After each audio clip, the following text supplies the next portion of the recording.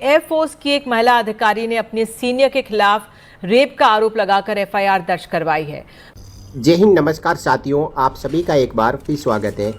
वायुसेना स्टेशन श्रीनगर पर तैनात महिला फ्लाइंग ऑफिसर ने रेप का आरोप लगाया है। जम्मू कश्मीर पुलिस ने इसे लेकर सीनियर अधिकारी विंग कमांडर के खिलाफ यौन और मानसिक उत्पीड़न करने का केस दर्ज कर लिया है। पुलिस थाना बड़गांव में रविवार को भारतीय दंड संहिता की धारा 376(2) के तहत आरोपी विंग कमांडर के खिलाफ एफआईआर दर्ज हो चुकी है। महिला अधिकारी ने अपनी शिकायत में कहा कि ये घटना 31 दिसंबर 2023 की रात को श्रीनगर के वायुसेना स्टेशन में नए साल की पार्टी के दौरान हुई है। महिला ने शिकायत में कहा कि पार्टी के बाद स्टेशन पर विंग कमांडर ने मुझसे पूछा कि क्या आपको गिफ्ट मिला है। मैंने कहा कि मुझे कुछ नहीं मिला, तो उसने मुझे अपने कमरे में आने को कहा, जहां बहुत से उपहार रखे हुए थे। जैसे ही मैं उसके साथ कमरे में गई, उसने मेरे साथ ज़बरदस्ती करनी शुरू कर दी। मैंने उसे रोकने की बार बार अपील की। मेरे विरोध करने के बावजूद वह नहीं माना और मेरा यौन उत्पीड़न कर दिया। महिला अधिकारी ने अपनी शिकायत में विंग कमांडर पर अपने कमरे में यौन उत्पीड़न करने का आरोप लगाया। पीड़ित महिला अधिकारी ने 5 अन्य अधिकारियों पर जांच में गड़बड़ी, पीछा करने, उत्पीड़न और मानसिक यातना देने का भी आरोप लगाया।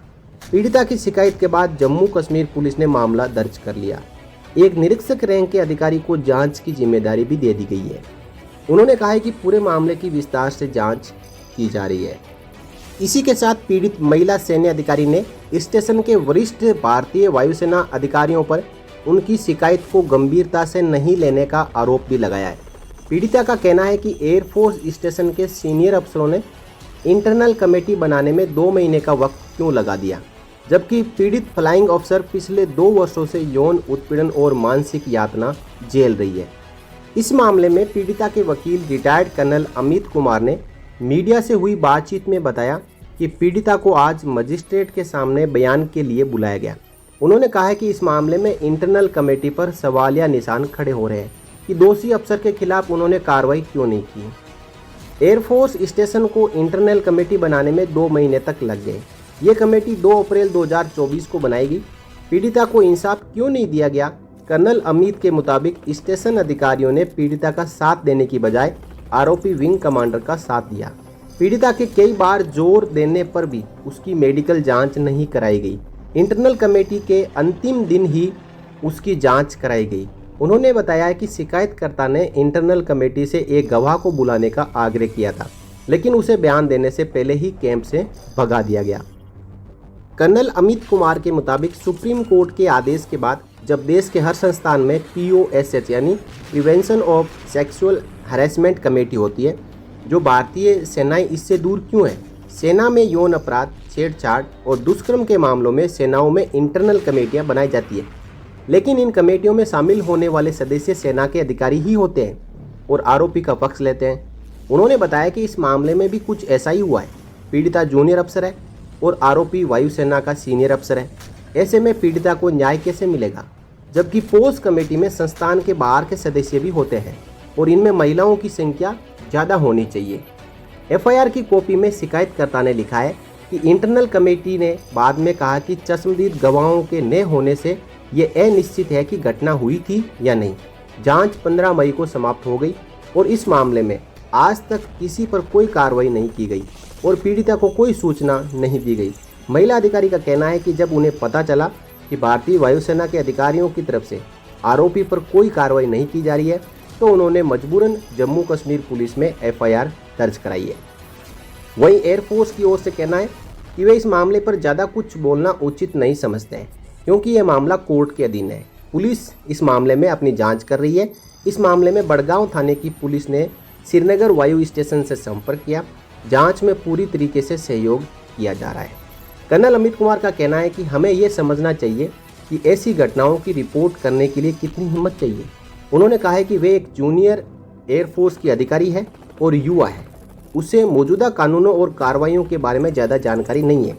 ऐसे में जो सीनियर एयरफोर्स के अधिकारी हैं, उनसे निपटने में कमांडिंग ऑफिसर की महत्वपूर्ण भूमिका होती है।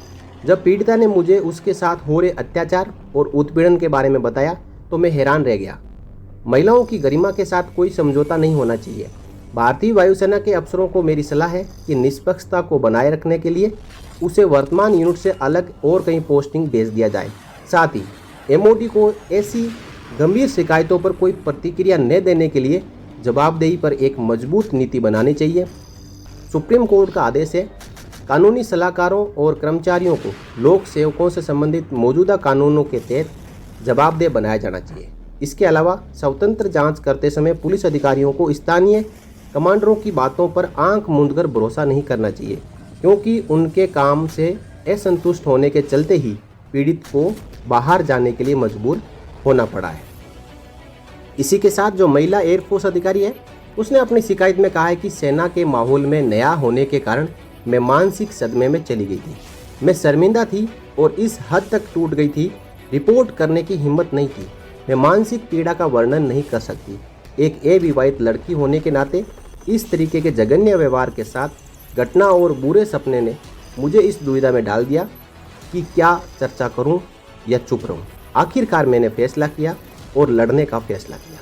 साथियों, इससे पहले हिमाचल के योल कैंप में एक महिला कर्नल अधिकारी के साथ में भी ऐसा ही हुआ, जो अभी मानसिक यातना झेल रही है। मानसिक बीमारी के चलते उनका इलाज कराया जा रहा है, लेकिन मौजूदा समय में उनकी स्थिति क्या है इसके बारे में कोई अपडेट नहीं है, क्योंकि सेना का अंदरूनी मामला है, मामला दबा दिया जाता है। और वैसा ही श्रीनगर एयरफोर्स स्टेशन में हुआ है। अब मामला पुलिस तक पहुंच चुका है, मजिस्ट्रेट के सामने बयान हो चुके हैं, और जब कोर्ट में मामला अब जा चुका है तो दूध का दूध और पानी का पानी जरूर होगा। इसके बारे में आपका क्या कहना है? अपने विचार कमेंट में रखें और इस वीडियो को शेयर करें। जय Hind. For more updates, subscribe to our channel and enjoy watching the videos.